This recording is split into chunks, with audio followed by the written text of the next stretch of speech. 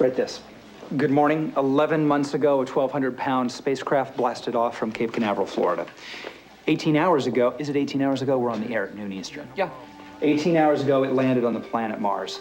You, me, and 60,000 of your fellow students across the country, along with astroscientists and engineers from the Jet Propulsion Lab in Southern California, NASA Houston, and right here at the White House, we're going to be the first to see what it sees and to chronicle the extraordinary voyage of an unmanned ship called Galileo 5. He said it right.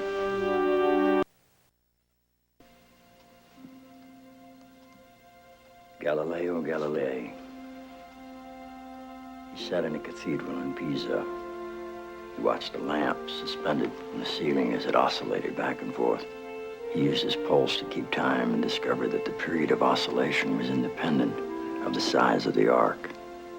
And a few years later, he contradicted the theory that a heavier body falls faster than a lighter one, which took some guts back in 1609 when you consider that the theory he was contradicting was Aristotle's.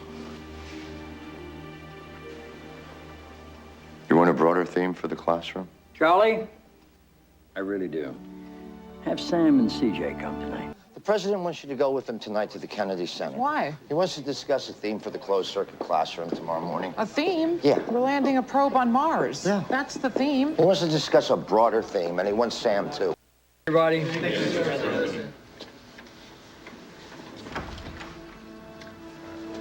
Leo?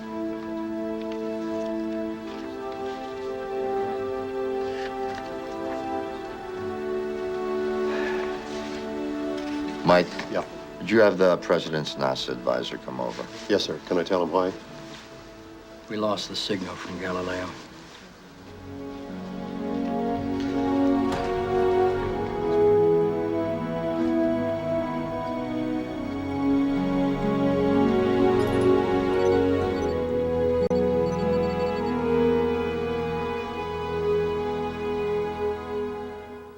They're hypothesizing that the thing came down at an odd angle and that its position might be preventing the antenna from establishing a downlink. They say it'll take a few days to try everything they want to try.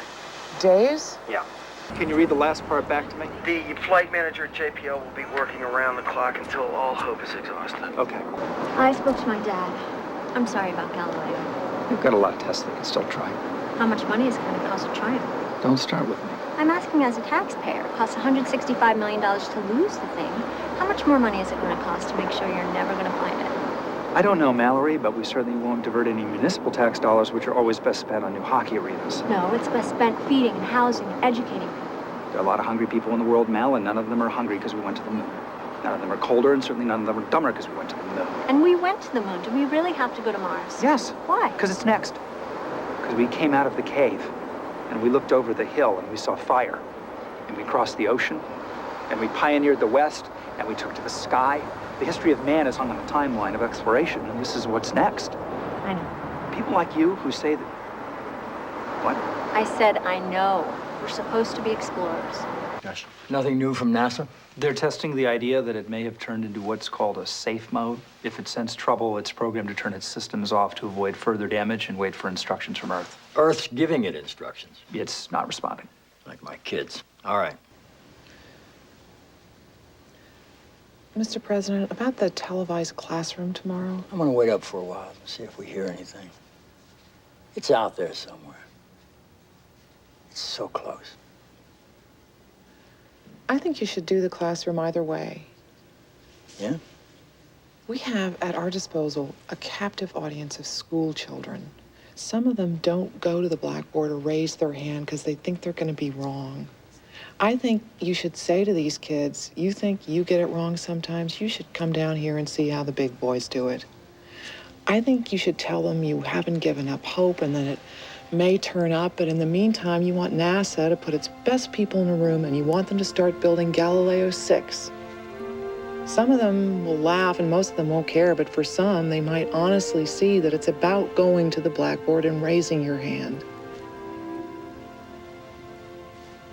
And that's the broader theme. I'll see.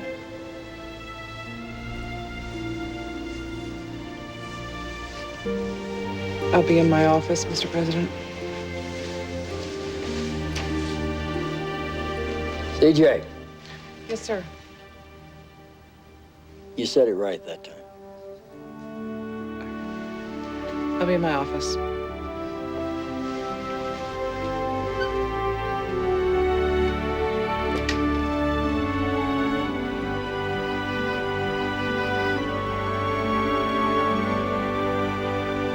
Talk to him.